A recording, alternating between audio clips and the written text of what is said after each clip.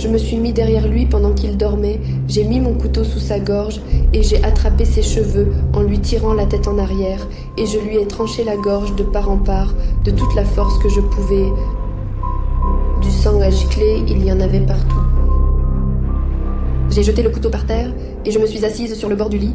Toute ma vie a défilé devant moi, j'étais très mal, j'étais assise là, les mains sur le visage, j'étais sur off. J'avais littéralement perdu les pédales.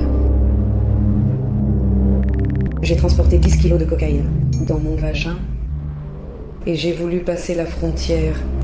J'ai 22 ans et je suis en prison pour le meurtre de mon père. Je suis condamnée à 15 ans de prison. Lorsque j'ai été arrêtée, oui, je vivais à Chelyabinsk, je voulais trouver un emploi et poursuivre mes études à Yurkou. Mais les circonstances ont fait que j'ai divorcé de mon mari avec un enfant dans les bras. J'ai rencontré un homme qui se droguait. Je ne faisais pas attention, j'étais bien avec lui. Je fermais les yeux. Nous nous sommes mariés 2 ans plus tard et j'ai eu un enfant de cet homme, mon deuxième. Après l'accouchement, je veux dire, quelques mois après, il s'absentait énormément. Je n'avais pas réalisé que la drogue était une chose si difficile et qu'il continuait, et je me doutais aussi qu'il voyait une autre femme. J'ai commencé à fouiller ses affaires. Mon père venait me rendre visite la nuit dans ma chambre.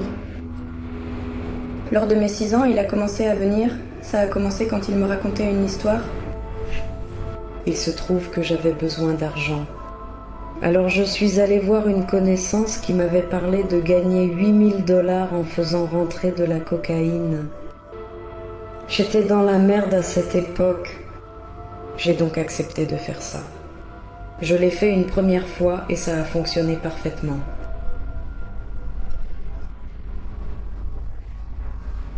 Le système carcéral en Russie, comme dans de nombreux pays, est complexe et exigeant.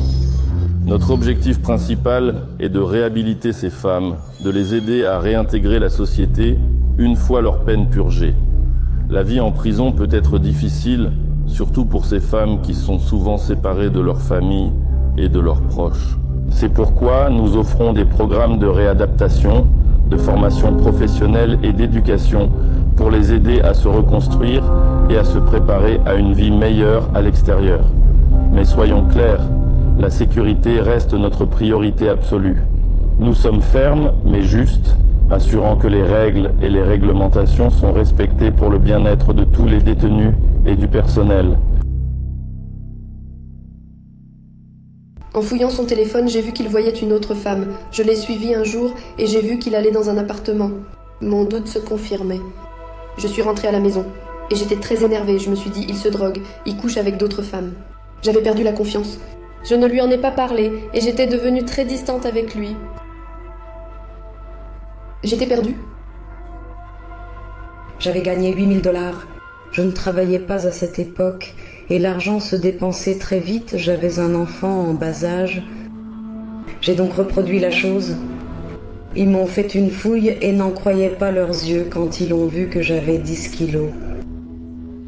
Dans mon vagin, ils ont dit que c'était un record.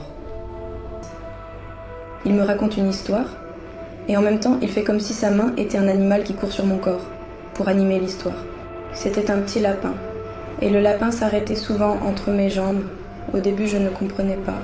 Le soir d'après, le petit lapin est allé sous ma culotte car il avait froid. Mais pas très longtemps, il n'avait pas encore très froid. Pendant les 3 ou 4 premiers mois, je trouvais ça bizarre mais ça n'allait pas plus loin. Puis j'ai commencé à accepter la situation. 1 an plus tard, il commençait à se toucher, en mettant la main dans son pantalon, mais rien de plus. Je trouvais ça quand même de plus en plus bizarre tout de même, mais j'étais très jeune. Puis le lapin est rentré à l'intérieur du terrier pour se réchauffer. Lors d'un examen médical, j'ai appris que j'avais le sida. J'étais effondrée. Ce jour-là, j'ai su que j'allais le tuer. J'y ai réfléchi longuement. La préméditation était bien là d'où ma condamnation. Lorsque j'attendais au tribunal, je pensais à mon enfant et que je risquais de ne plus jamais être libre à l'extérieur avec lui. Ça m'a brisé le cœur. C'est à ce moment-là que j'ai réalisé ce que j'avais fait et les conséquences de mon acte, de la salle d'audience au jardin d'enfants. Je veux juste le serrer dans mes bras comme ça. et peut-être être avec lui pour le reste de ma vie. Je veux dire, je n'ai pas caché à mon fils que j'étais ici. Maintenant, il sait que j'ai commis un meurtre, et c'est lui qui m'a demandé « Maman, tu as tué des gens, mais un jour je devrais lui expliquer que je suis ici, car j'ai tué son père, et ce jour-là, je ne sais pas ce qu'il va penser de tout ça. Va-t-il m'en vouloir ou me pardonner ?» Je me pose tout un tas de questions à ce sujet-là. C'est effrayant quand il pose des questions. Je m'attends toujours à ça. À cette question, et j'appréhende « Et que tu ne veux pas mentir. Et tu ne sais pas ce qui va se passer. » Un jour, il a sorti son pénis et m'a dit que je devais le mettre dans la bouche. Il l'a fait et m'a attrapé par les cheveux, ça me faisait mal. L'avenir. Je ne regarde pas trop loin, mais je fais des projets et, bien sûr, ils n'ont rien à voir avec la responsabilité pénale. Je veux dire, j'aimerais bien finir mes études, bien sûr. C'est la première chose à laquelle je pense. Et ensuite, tout s'arrangera d'une manière ou d'une autre. Je pense qu'il faut d'abord se rappeler que nous n'avons qu'une seule vie.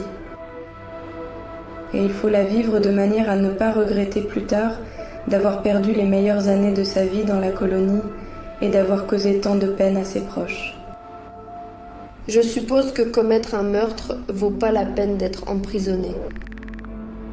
Peu importe la peine qu'on vous donne pour ça.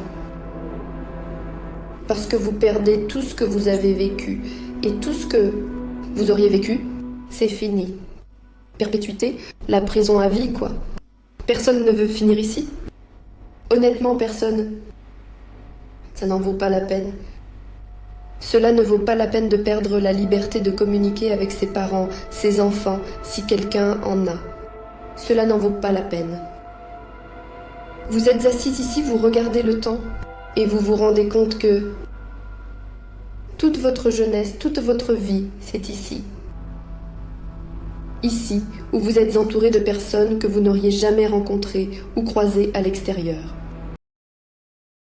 Il y a ici une catégorie de 158 et 228 jeunes filles qui viennent ici à l'âge de 18 ans, qui n'ont goûté à rien dans la vie. Elles ne savent pas ce qu'est le premier amour, ce qu'est une famille.